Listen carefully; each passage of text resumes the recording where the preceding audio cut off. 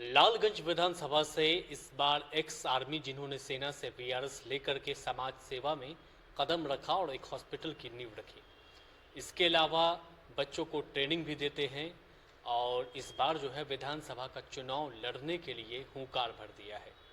धीरेन्द्र कुमार उर्फ धर्मेंद्र जी हमारे साथ हैं, जिन्होंने नॉमिनेशन कराया है और लालगंज विधानसभा चुनाव से चुनाव लड़ने के लिए तैयार है। धीरेन्द्र जी, आपका स्वागत है।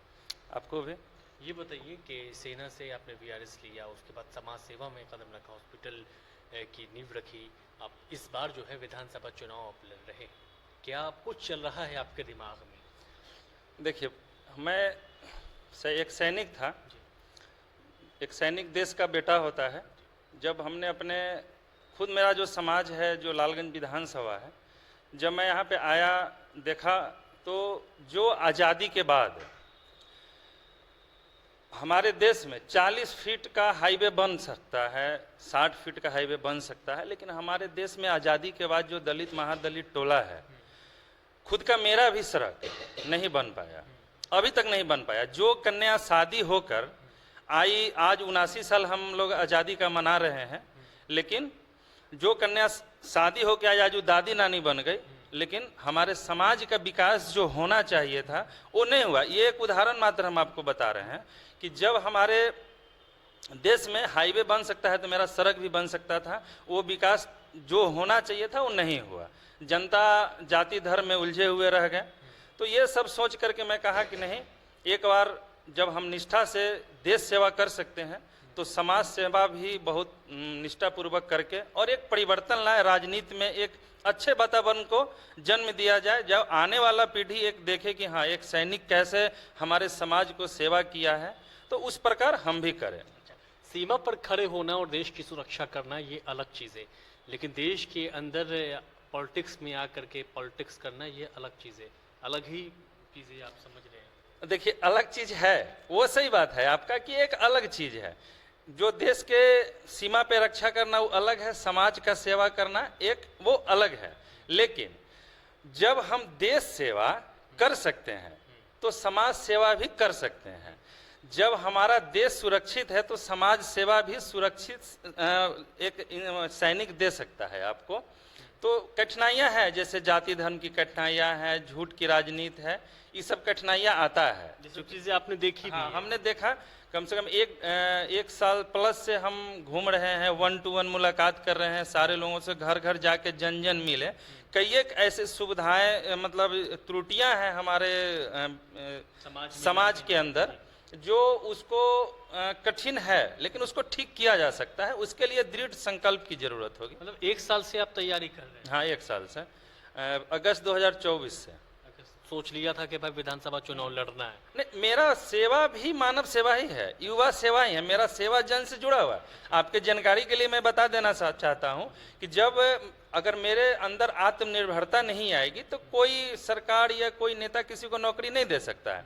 लेकिन ये जब हम युवा सेवा शुरू किए तो आज मगध योद्धा फिजिकल एकेडमी 2025 में 21 बच्चा सरकारी सेवा में गया है और मैं निस्वार्थ चलाता हूँ, निःशुल्क चला? हाँ, निःशुल्क चलाता हूँ और 5:30 से 7:30 में खुद जाता हूँ सुबह में, प्रतिदिन। ये मेरा रूटीन है और मैं चाहता हूँ कि हर युवा को आत्मनिर्भर बना करके और शिक्षा का राह दिखा दें, ताकि समाज से अपने आप गरीबी जो है ना खत्म हो जाए। ये झूठ का राजनीति में इधर उधर पढ़ने से कोई फायदा नहीं है। तो हमारा सेवा भाव ही काम रहा है, देश सेवा, मानव सेवा, युवा सेवा, अब समाज सेवा भी होगा, बिल्कुल ईमानदारी से, जाति धर्म समुदाय दल पार्टी से ऊपर उठकर।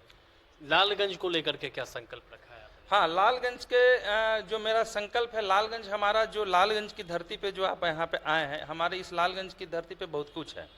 जिस वैशाली में आप आए हैं, भारत की सबसे पहला स्वतंत्रता दिवस यहीं से मनाया गया है। तो ये जो धरती है ना, हमारा कृषि भूमि धरती है। कोई ऐसा लोग नहीं है जिसको कृषि योग्य जमीन नहीं है, थोड़ा बहुत हर लोगों के पास है। उनकी कमी क्या है कि अस्थाई मंडी नहीं है, पारदर्शिता नहीं है, सिंचाई की सुविधा नहीं है। तो मतलब किसानों को जो चीजें मिलनी हाँ, चाहिए वो चीजें नहीं वो नहीं मिल रही है। अब आइए मूलभूत विकास, जो लालगंज में हमको विकास जो व्यापक होना चाहिए था वो नहीं हुआ। जैसे आपको एक नॉर्मल बता दें, अभी बरसात की मौसम है, आप इस विधानसभा में घूम के देख लीजिएगा, जगह जगह जल जमाव है, गली का समस्या है, सड़क नहीं बना है। जो मुख्य रोड से जो सड़क कट गया है वो सड़क आज़ादी के बाद बना ही नहीं। आप मतलब सोच नहीं सकते हैं कि क्यों नहीं बना। अरे जब हम जमीन मालिक को मुआवजा दे के हाईवे के लिए जमीन एक्वायर कर सकते हैं, तो जो इसका भी जमीन दलित महादलित टोला जिस टोला में है उसको 8 फीट के सड़क तो हम दे सकते हैं ना, जहां पर भी आबादी है। लेकिन ऐसा किसी ने नहीं सोचा, और जाति धर्म के नाम पे लोग वोट करते रहे, और अभी भी वही हो रहा है। जनता के बीच जाते हैं तो जनता कुछ ना कुछ शिकायत तो जरूर करती होगी, तो सबसे प्रमुख शिकायतें क्या होती है? जनता की सबसे प्रमुख शिकायतें हैं, जो सरकार की जितनी योजना चल रही है उसमें सबसे बड़ा भ्रष्टाचार है लोकल स्तर पे। जो एक सैनिक का ये संकल्प है, जब मैं इस विधानसभा में आऊंगा तो सबसे पहले जितने भी सरकार की योजनाएं में भ्रष्टाचार है वो खत्म किया जाएगा।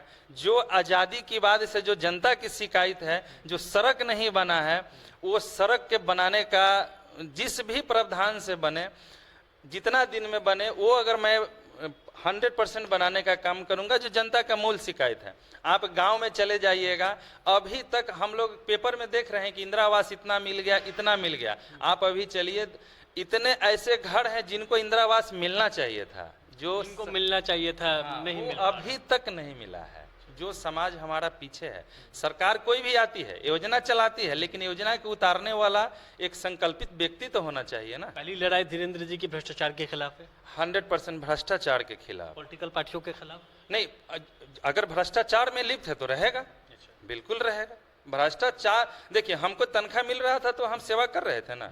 तो जब हम मान लीजिए जनप्रतिनिधि चुन के आते हैं तो हम जनता के लिए काम करेंगे ना, किसी का लालच क्यों करेंगे, कोई मतलब नहीं है। भ्रष्टाचार खत्म। अगर आप कर्मचारी हैं तो आपको तनख्वाह मिल रहा है, आप जनता की योजना में पैसा मत खाइए, क्यों खाइएगा? यही तो भ्रष्टाचार है। इंदिरा आवास जिसको मिलना चाहिए उनको दीजिए ना। जनप्रतिनिधियों से शिकायत, जनप्रतिनिधियों से मेरा ये शिकायत है कि जो भी जनप्रतिनिधि है वो जनता के बीच में ही उनको रहना चाहिए था। नहीं रहे, जिसका कारण आज हमारा लालगंज बहुत पीछे है। आप अभी घूमेंगे, चुनावी माहौल है, देखिए बिल्कुल नहीं रहे। हमारा जो लोग हैं वो जाति धर्म समुदाय के नाम पे वोट करा लेते हैं और चले जाते हैं। एक सैनिक तो जाति धर्म समुदाय से उसको मतलब नहीं है। मैं तो लोगों से अपील ये बार बार करता हूं कि जाति को शादी करने के लिए रहने दीजिए और धर्म को पूजा करने देने के लिए रहने दीजिए। बस इतनी सी चीज, ये 2 चीज जो है जनता से मैं अपील करता हूं कि इनको ऊपर रखिए। बाकी आप सोचिए कि मेरे समाज में विकास कैसे हो सकता है, किस प्रत्याशी से हो सकता है, आप उनको चुनिए।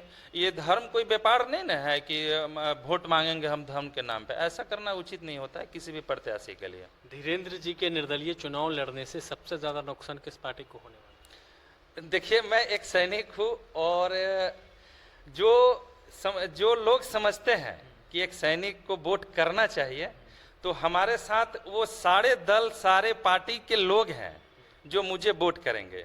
आपके लालगंज विधानसभा जो वैशाली जिला पूर्व सैनिक संघ संगठन है, सैनिक तो हर जाति के लोग भर्ती होते हैं, तो हर जाति के उस संगठन के जितने भी लोग हैं वो सारे उनके तरफ से ही हमारा नाम को ऐलान किया गया है, वैशाली जिला पूर्व सैनिक संघ संगठन की तरफ से।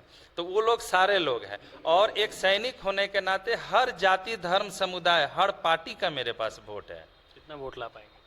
देखिए, ये तो कहना उचित नहीं होगा कि कितना ला पाएंगे, लेकिन मैं इतना जरूर बता सकता हूं आपको। बिल्कुल, सैनिक क्या है ना, एक दृढ़ संकल्प से कोई भी चीज बोलता है, तो आप समझिए कि अच्छे लीड किया जाएगा इस विधानसभा में। लोगों को आशा भी है कि एक सैनिक है, युवा सैनिक है, नौकरी भी छोड़ा है समाज के लिए, और जो काम भी आज कर रहा है वो समाज के लिए ही कर रहा है। अब बताइए, जो नेता कोई बनेगा तब ना किसी को नौकरी देगा। हम तो आत्मनिर्भर बना रहे हैं, नौकरी हो गया। अगर हम चाहते तो आपके न्यूज के माध्यम से मैं ये खुले मन से बता सकता हूँ कि मैं अगर बच्चे को नौकरी लग गया, अगर मैं बोलता कि मुझे 2-2 लाख रुपए आप देना, तो 21 बच्चा का हुआ तो 42 लाख रुपया मुझे मिलता ना नौकरी के बाद। लेकिन मैं ऐसा नहीं करूंगा। मैं ऐसा 10 साल तक इसलिए नहीं करूंगा कि इस समाज को ऐसा आत्मनिर्भर बनाना है कि वो अपने आप सक्षम हो जाए। आप भ्रष्टाचार की बात करते हैं, आप गरीबी की बात करते हैं, आप बड़ी बड़ी पार्टियां हैं, आप घूम रहे हैं, वो कहते हैं कि मैं युवा को चुनाव लड़ाना चाहता हूं, ये करना चाहता हूं। आज इस विधानसभा में टिकट बटा, आप देखिए कहीं भी ऐसा कुछ हुआ नहीं, न हुआ। तो सबसे बड़ा मुद्दा यहाँ है कि पैसा चाहिए, लेकिन एक सैनिक की पैसा की ज़रूरत नहीं है। वो समाज सेवा निरंतर कर देगा। मुझे भारत सरकार से पेंशन मिलता है, मैं उस पर ही कायम रहूँगा। तो बिहार में सुधार है कि नहीं? देखिए बिहार में सुधार, देखिए सरकार जो भी वर्तमान सरकार है उनकी योजनाएं ठीक है, लेकिन जनता को मिलना चाहिए वो नहीं मिला। अफसरशाही आ गई। हाँ, अफसरशाही है, भ्रष्टाचार आ गई। भ्रष्टाचार है, लोकल मुद्दे पे बहुत है, इसमें कोई संदेह नहीं है। मैं खुद आपको बता सकता हूँ कि जो आज नॉर्मल बिजली विभाग में आप चले जाइए, वहाँ एक आपका बिल गिर गया किसी गरीब आदमी का, उसका बिजली बिल कट गया, वो बेचारा कहीं से भी पैसा वैसा जुगाड़ करके और बिजली बिल भर देता है, तो जो बिजली विभाग है उसको अपने आप जोड़ देना चाहिए, लेकिन ऐसा नहीं होता। वो पैसा देते हैं तब बिजली बहाल होता है। आप कहीं लोकल स्तर पे चले जाइए, कहीं भी स्टिंग ऑपरेशन करके देख लीजिए, भ्रष्टाचार है ही है। इस सरकार में भ्रष्टाचार हावी है। हाँ, भ्रष्टाचार है, इससे आप बच नहीं सकते हैं। तो ये थे धीरेन्द्र कुमार। लालगंज में इनकी जो लड़ाई है वो भ्रष्टाचार के खिलाफ है, अफसरशाही के खिलाफ लड़ाई लड़ने की बात कह रहे हैं, और कह रहे हैं कि पूरा फौज परिवार इनके साथ है, लालगंज की जनता इनके साथ है।